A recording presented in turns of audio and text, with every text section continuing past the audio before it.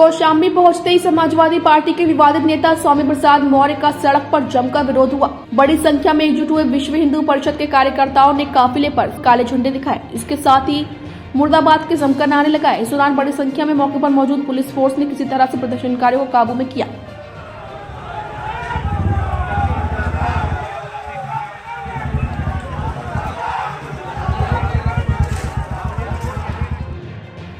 बता दें कि कौशाम्बी में एक सम्मेलन में शामिल होने पहुंचे समाजवादी पार्टी के राष्ट्रीय महासचिव स्वामी प्रसाद ने आज फिर एक बार श्री राम और जगत गुरु रामभद्राचार्य पर विवादित बयान दे डाला।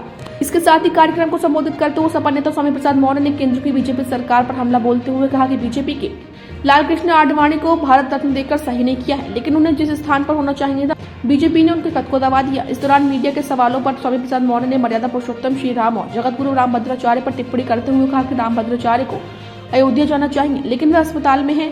अगर राम में ताकत होती तो वह अस्पताल में ना होते। सरकार को समझ बहुत देर में आई।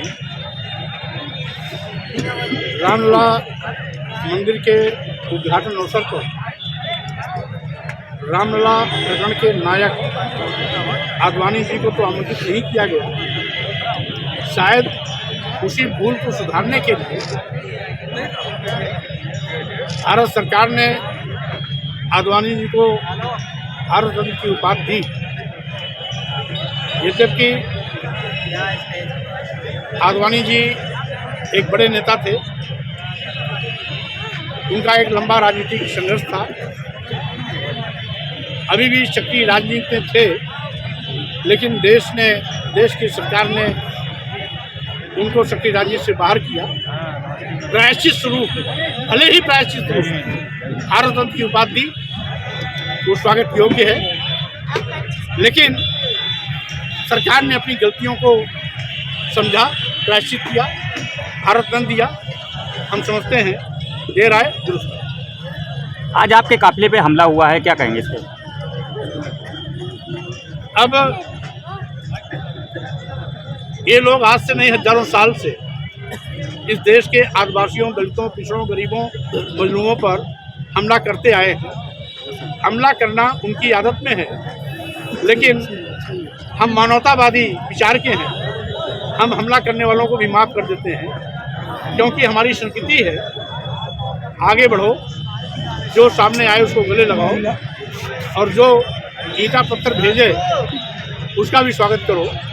और जो भी आगे गए हैं, हमारा महापुरुषों का इतिहास है कि जो भी आगे चलने की कोशिश किया है, ऐसी अराजक तत्व हमेशा उन पे रोड़ेबाजी करते रहे, विरोध करते रहे, समय समय पर कीचड़ उछालते रहे, कभी कभी गंदा भी फेंकते रहे, काला झंडा भी दिखाते रहे, ईंट पत्थर भी भेजते रहे। इसलिए मैं उसको अन्यथा नहीं लेता हूँ। सर, राम मंदिर उनको सद्बुद्धि आए और वो भी ये अराजकता छोड़ करके इंसानियत और मानवता के रास्ते पर चले, ऐसी मेरी कामना। सर, राम मंदिर का उद्घाटन हो गया, देश के गृह मंत्री भी राम मंदिर का दर्शन कर रहे हैं, लाखों लाख संख्या में लोग दर्शन करने जा रहे हैं। आप कब जाएंगे? अब रामभद्राचार्य जी